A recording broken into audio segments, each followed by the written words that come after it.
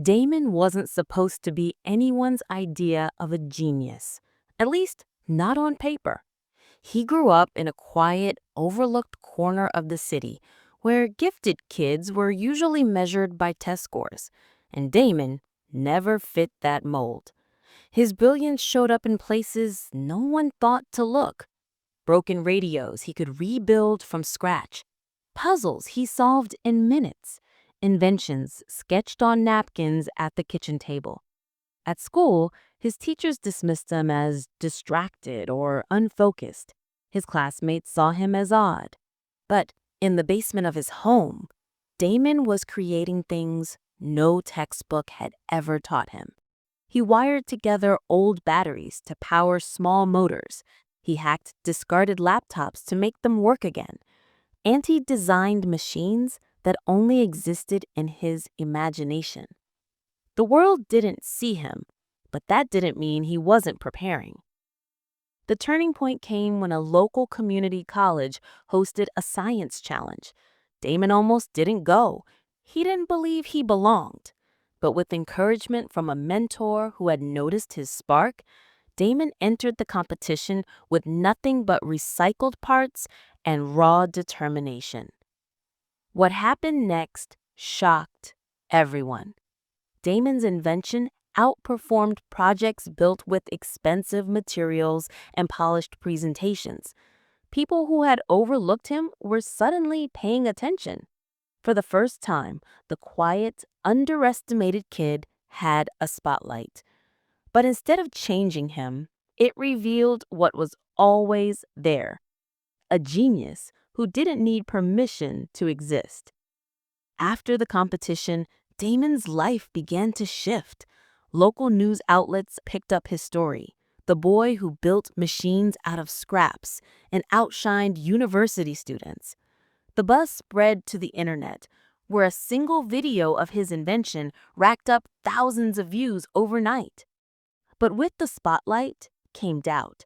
Some people called him lucky. Others insisted he must have cheated. Damon's ideas didn't fit neatly into the rigid boxes of academia, and that made the establishment uncomfortable.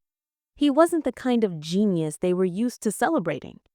Still, Damon kept building. He used the intention to create something bigger, a movement. At the community college, he started mentoring other students who felt invisible. He called it the Community College Genius Movement. The idea was simple. Everyone has brilliance, but not everyone gets recognized. Damon wanted to create a space where hidden talents could shine. Soon, more students began to show up. Musicians who had been dismissed as hobbyists, mathematicians who struggled with grades but solved problems differently, artists who blended creativity with science. The movement grew, and Damon became its quiet leader. This wasn't just about him anymore. It was about showing the world that genius doesn't have one look, one background, or one resume. It can come from anywhere. And for Damon, that belief wasn't abstract. It was personal. Because every time he stood in front of the group, he remembered being the kid no one believed in. Damon's small victory at Community College began to snowball. What started as a single project in a back room turned into a campus-wide movement. Students who had once been silent or dismissed began stepping forward with ideas of their own. Designs for low-cost prosthetics, apps to help struggling students with math, and even renewable energy concepts built from everyday materials. The local press caught wind of it. One headline read, "Community college students out-innovate the experts." Suddenly, people who had never paid attention to Hashed were showing up to see what was happening. But not everyone celebrated. Some professors from bigger universities dismissed Damon and his peers as lucky amateurs. Critics questioned whether their success could last.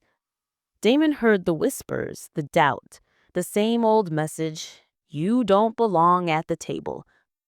Instead of folding under pressure, Damon doubled down. He organized showcases, invited skeptics to see the work firsthand, and reminded his peers of something simple but powerful. Genius doesn't need permission to exist. The more resistance they faced, the stronger the movement grew. What had once been dismissed as a spark was now a fire that couldn't be ignored. Damon had become more than a student. He was the proof that brilliance doesn't always come from the places people expect. Hashed Community College's genius movement began drawing serious attention. State officials visited the campus, surprised to see students once labeled as ordinary presenting solutions to real-world problems.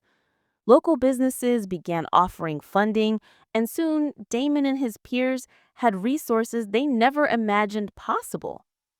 Damon himself received an acceptance letter from MIT, not because he fit the traditional mold, but because his unconventional background had become his greatest strength. At first, he felt out of place among students from elite schools. But every time doubt crept in, he reminded himself of the back room at Hashed, the place where everything began. Meanwhile, back at Hashed, the spark Damon ignited didn't fade. Students kept building, innovating, and pushing past the boundaries of expectation. More young people, kids from small towns, overlooked schools, and underfunded communities began to believe that their ideas mattered. Damon's story wasn't just his anymore. It had become a blueprint for others.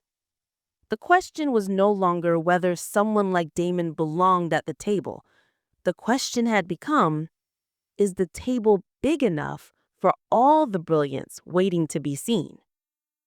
Damon's success was only the beginning. Across 3 states, funding for hidden talent programs expanded. More ordinary students discovered their extraordinary potential. What once seemed like isolated sparks had grown into a movement, a reminder that genius does not belong to a select few. It belongs everywhere, waiting to be recognized. Damon thrived at MIT, but his heart never left Hashed. He knew his greatest contribution wasn't just his inventions, but the story of where he came from. Proof that underestimated people could carry the power to change the world. And perhaps the most important shift was quieter, deeper. Somewhere, a young person who had always felt out of place looked at Damon's journey and decided to believe in their own brilliance. Because brilliance doesn't need permission, it only needs recognition. Your story is waiting to be written. What impossible problem are you afraid to tackle? What could you solve if you stopped fearing failure? Share Damon's story with someone who needs to believe in themselves. And remember, sometimes the person everyone underestimates is the one who's been preparing their entire life to change everything.